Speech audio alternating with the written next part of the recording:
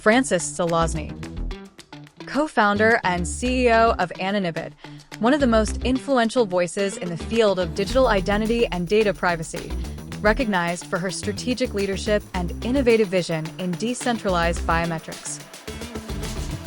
With over 25 years of experience in cybersecurity, fintech, digital identity, and analytics, Frances has built a solid career at companies such as One Identity Solutions, MyCheck, BioCatch, and Signals Analytics, as well as serving as a strategic advisor to fast-growing startups. Her track record includes significant contributions to the development of public policies related to the ethical use of biometrics, always with a focus on protecting consumer privacy. Recognized as one of the most inspiring women in fintech in 2024, Frances Zelazny continues to shape the future of digital identity by advancing solutions that balance robust security with respect for individual privacy. Her work reflects an ongoing commitment to building a safer, more inclusive, and trustworthy digital ecosystem. All right, how do I even introduce you? How does one introduce you? Other than just like splendid and the first person I found out. Nah. Do you think you get to tell me how I introduce you? No, these things are better when it's personal. Then it looks cool. real, not personal, just like real. I fangirled you 10 years ago, like 15 actually, now counting. I almost sold a company to a company you used to be a CMO of, if egos and men weren't so just predictable. And I learned most of the things I could count on being a CMO and now running an enterprise software company, growing at the speed of light, changing the way authentication and encryption works. And I get to watch this all and call you my friend and say that you're not only somebody who inspired me in the identity industry, but somebody who I now get to interview and tell the tales that are now stories of a successful entrepreneur. This is really over the top. Back. It's true. It's true. Unscripted. Over the top. There you go. It's true. And I survived, and here I am to have this conversation, and I'm so excited to make it even more glamorous with cameramans and lights. But here's the start. So why don't we start about why we're here? We're here to talk a little bit about, because we talk about many things. As I said, you've inspired me.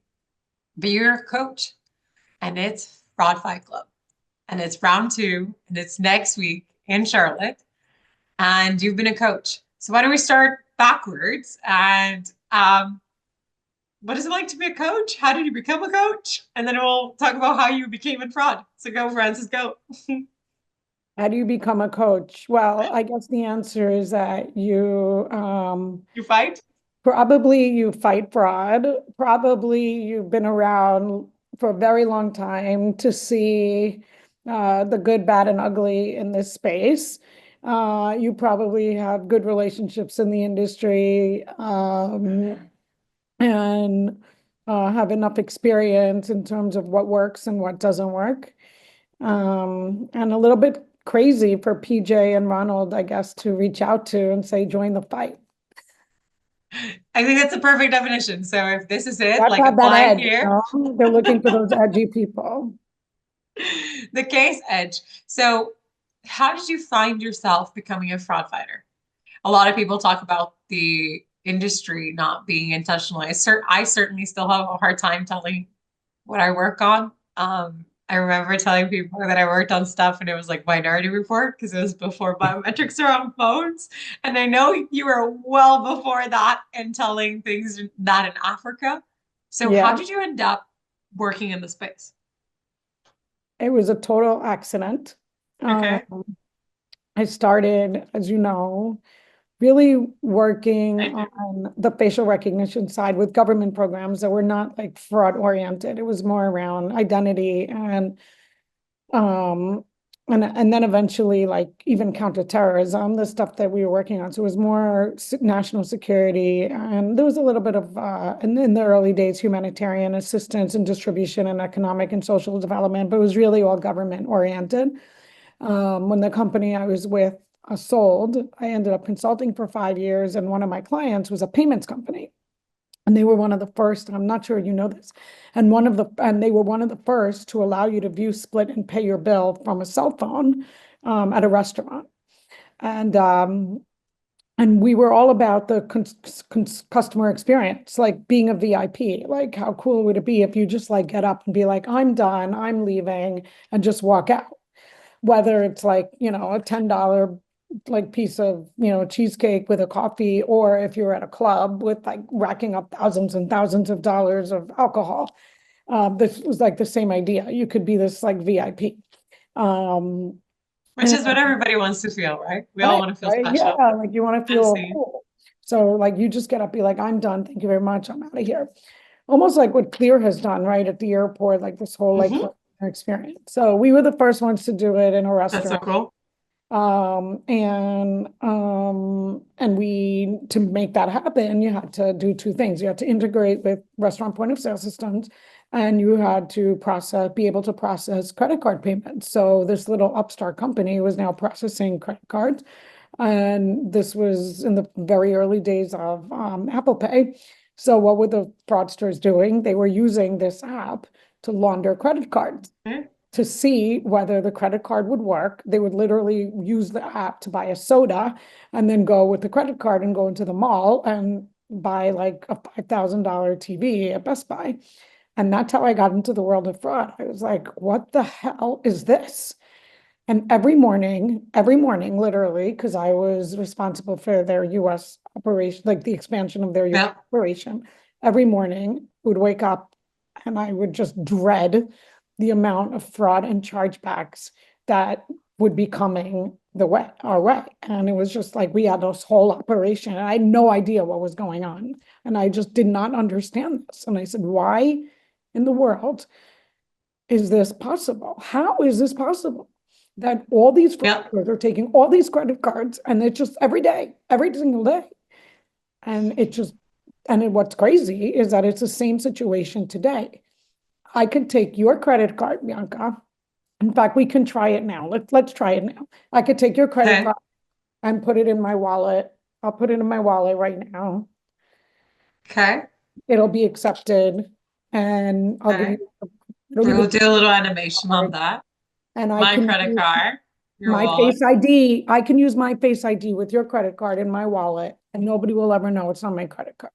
Of This is what course, would there's no happen. binding. We've binded No, a bunch of blind keys to blind things. Sure. exactly. But it's Uh, crazy. This is what was going on in 2012, and we're in 2025, and it's the same thing. Anyway, mhm. this is how I got into fraud, and this is why I'm still here, because there is still a problem to solve. And I just think that the problem is clearly getting bigger and bigger and bigger, and I'm not giving up the fight. And an amazing way of talking about this worth fighting fight. We're not one to pick many, but this is one that the financial services industry bleeds. And now with the blurry lines of digital services being everywhere, we're seeing scams, phishing, smishing, and the names just get even more jarring. Fraud is something that attains the weak guys, the people with less understanding, with less ability. But now it's becoming something that kind of hits Brad Pitt. We've seen deep fakes, and you talked about it earlier in one of our sharing clips around, this notion that what are we binding to what? Where is the truth, and how do I find the truth in this digital world? Tell us a little bit about your day job and what you're doing now. So at Anonybit, we are creating a privacy preserving infrastructure that takes away all of the excuses around the binding. So one of the reasons that we don't have this binding up until now is that it requires biometrics essentially Mhm. to be at the center Okay. of these interactions, but that has to be done in a way that is secure. The last thing anybody wants is your biometrics to be leaked. I mean, case in But we've point seen the today. news. We've seen, I'm the first proponent to say biometrics solves a lot, and it is the last mile in a lot of ways between technology and humans. But we've seen centralized databases. We've seen something you talk about a lot. And we've had several interviews and conversations on stage, off stage, on camera, about these honeypots. And a lot of the bad fame that came from, you know, from going to Minority Report to being convenient on your phone to being something that leaks and feels creepy. We live in a world where our faces are everywhere. And this notion of privacy is like one dwarfed version of reality that just feels comfortable. It's just comfortable, you know? It's comfortable to feel like my privacy settings, my pictures are different in my profiles, and I have this wall that I put in my head. The truth is, all our stuff is outlined. So with financial services, what is Anonybit doing? And what are you doing differently? So first of all, when we at Anonybit talk about biometrics, we're not only talking about selfies and faces, we're talking about voice, palm, fingerprint, iris. The whole ability to digitize me minus my DNA today or a chip inside my body, Yeah, right? well, hopefully you weren't in the 23andMe We database. won't we won't get too polemic on this one, but Yeah, we'll talk that's a about whole other biometrics. story. We'll talk Uh, about biometrics being an extension of a lot of things. So you talked about from gait to the way I behave, which is some of our previous lives, right? We met, I think, in different stages, in different skins. You've been in voice, I've been in face, you've been in finger, you've been in behavior. Like we walked around the human. right. So Anonybit takes all of this and says, So we, all right, yeah. how do I store it? Or what? So first of all, we talk about multimodal. Because biometrics and identity is not a one size fits all. So like if you're in a pharmaceutical environment, it's got to be, you know, probably iris. And if you're in a call center environment, perhaps it's voice. So identity is not a one size fits all. We need to understand. So that's first of all. Second of all, when we talk about privacy, we are talking about eliminating the honeypots and eliminating the trade-offs between device-oriented biometrics and these centralized systems that have traditionally, you know, been the underpinnings of our industry. And we're breaking the mold. We're saying you don't need to, you know, sacrifice privacy for security. You can have both. And so the core of what we do is a decentralized infrastructure.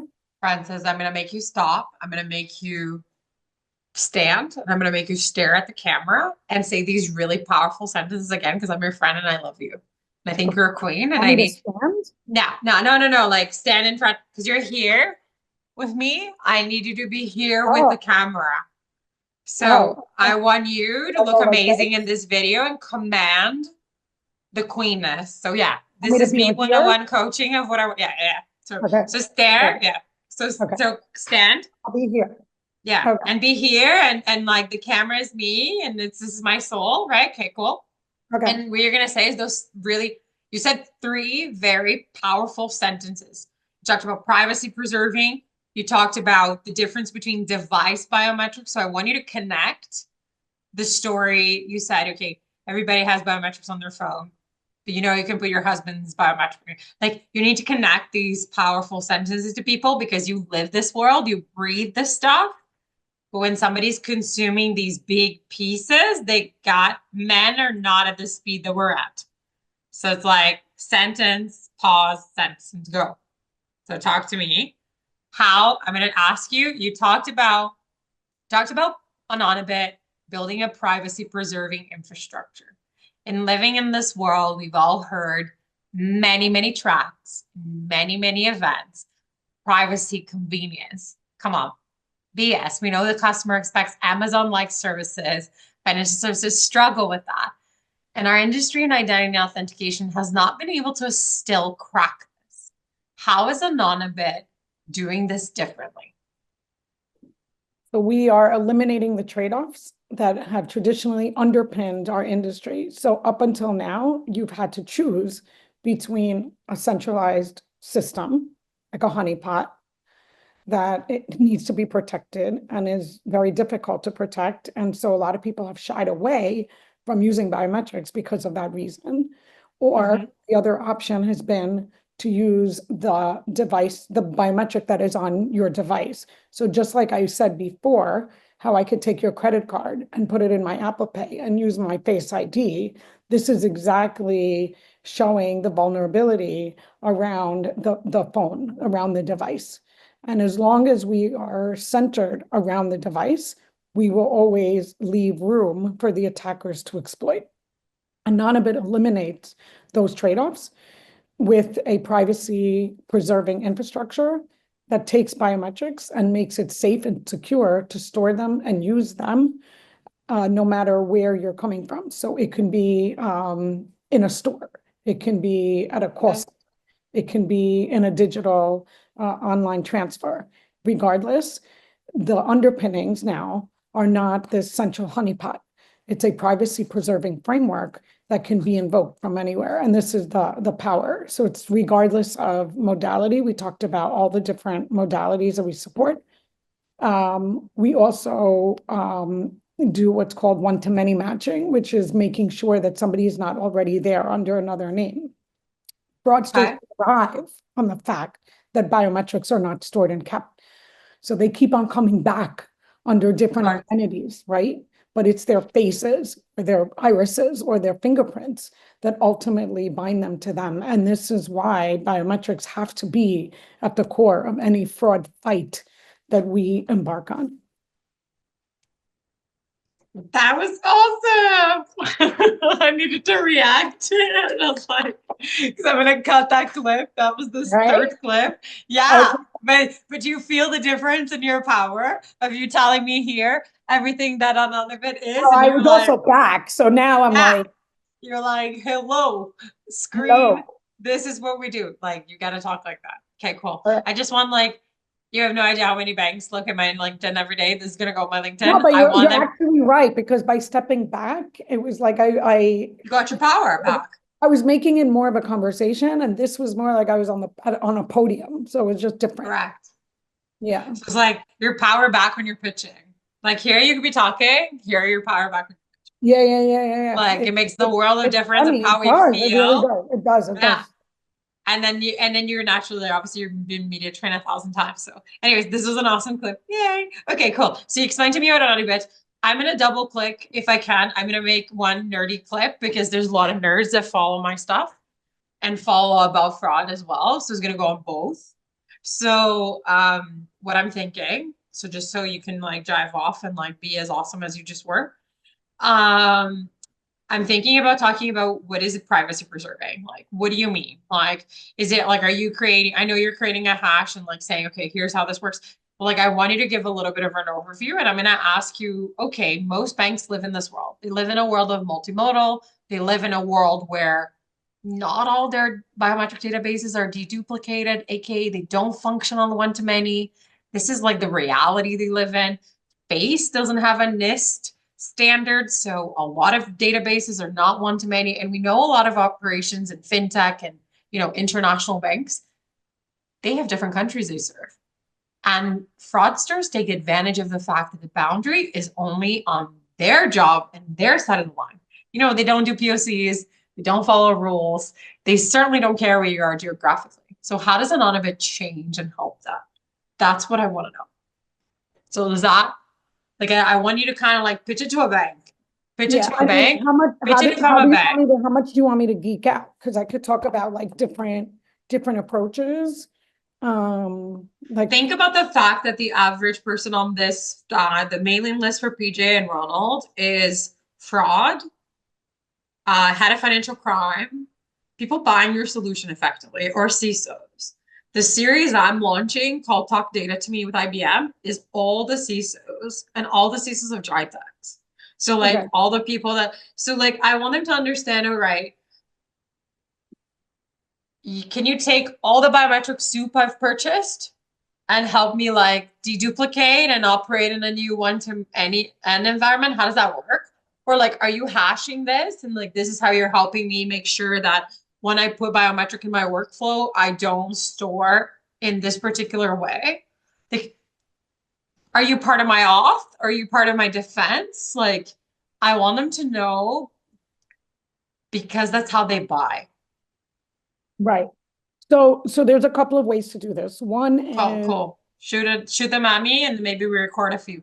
Yeah. So one is the notion that banks in many cases already collect biometrics, but they don't Most store of them because of fear of a data breach.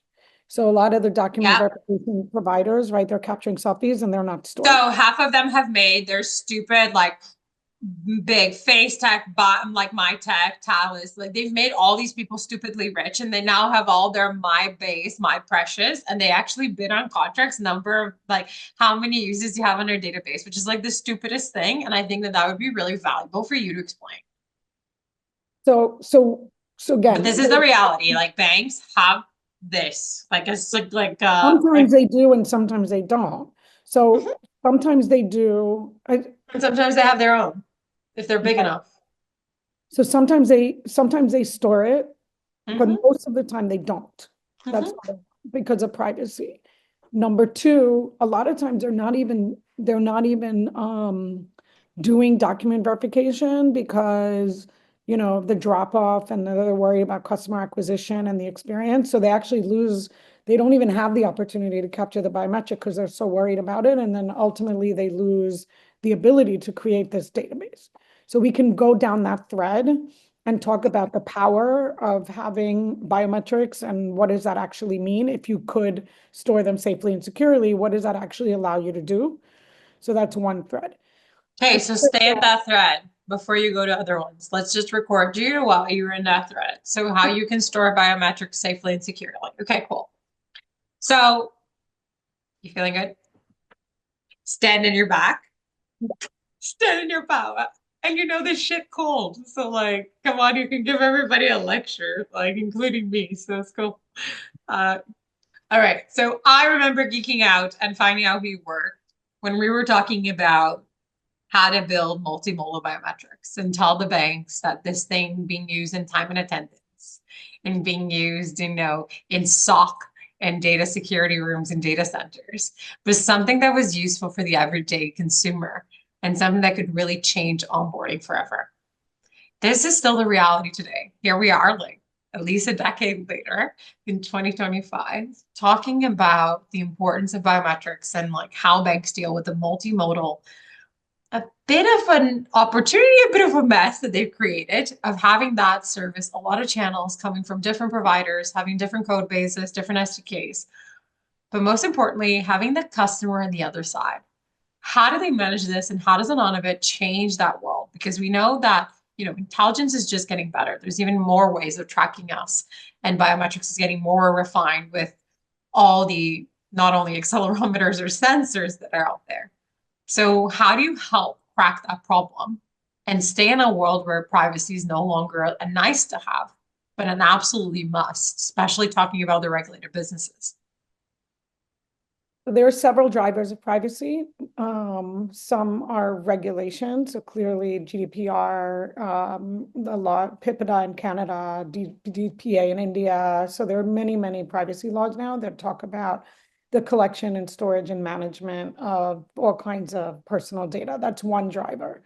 Another driver, quite frankly, is the losses. So if we want to see how privacy can kill a business, just look at what happened with 23andMe over the weekend. I don't think it's an option anymore for companies to take the data security of their employees and of their consumers seriously. Finally, no? I think, I know you and I have been a huge advocate of this since forever. Like I tell people, like we fell in love with, like, sure, biometrics makes money, but like we fell in love with the human part of all of this. And the fact that this is a way of like protecting. And I have a new mantra now: a business that does not protect its customers will ultimately not have customers. And I agree. It's like having not the right to respect, and like, you're here, I have the right to custody or the right to service you. The least I can do is honor them. Custodians. And I think that what was acceptable 5 years ago, 3 years ago, 2 years ago is not acceptable. No longer. And part of it is that we have the technologies that are available to, help people rise to the occasion. There's a whole new class of privacy enhancing technologies. There's no need for centralized honeypots anymore and for weak controls over personal information. And how do banks do this? Like, how do banks go from like this understanding that I think they have, and if they haven't, I'm sure like the risk board and everybody has been reading the news, they have the buzzword bingo AI coming over their head. and asking probably the wrong people, probably not the people in identity. By the way, here's a tip: ask the people in identity. But how do you help them cope with all of this? Because, in one side, they've learned. I think you and I were early on evangelists of how biometrics could change speed on. I remember when we were counting speed on onboarding, like when we were talking about how you delight the customer experience and calming down the people. I think that hurdle's over. It's on the phone. People are used to it.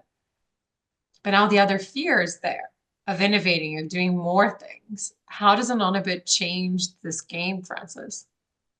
So we change the game in two ways. We enable biometrics to be used safely and securely, and biometrics, and ultimately will be linked to all of our interactions, because if they're not, then these interactions will be just a house of cards. And I'm talking about agentic commerce. I'm talking about crypto is back. So how do you secure all the Web3 and crypto interactions? How I've do seen you some hacks of some sizable. I won't get I into just think that to be polemic. ultimately, if we don't trust each other, then it will just be societal mayhem. And societies don't operate very well in chaos. So somewhere, somehow, we need to rein these things back. And I think that biometrics present a unique opportunity to do that, but of course, in a privacy preserving way.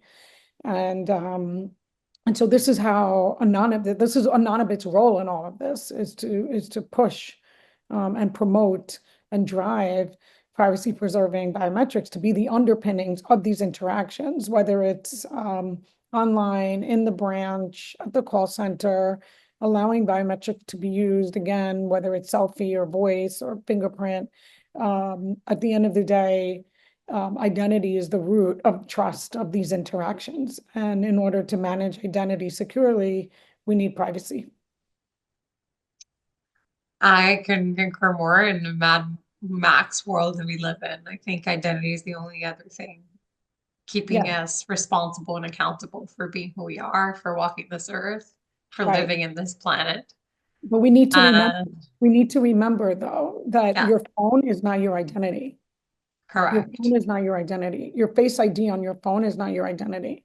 And the farther you get away from the actual human and create markers and representations, the farther you move from the actual identity, the looser the identity framework actually is. And that's why, like, the biometric, the real biometric that you present is so key to these interactions.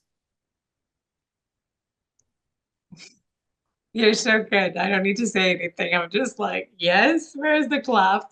Okay. And is the edit? Hopefully Okay, I'm giving cool. you stuff. Let me ask you, I'm trying to give you stuff. you're giving me real good content. I'm gonna ask you one parting question.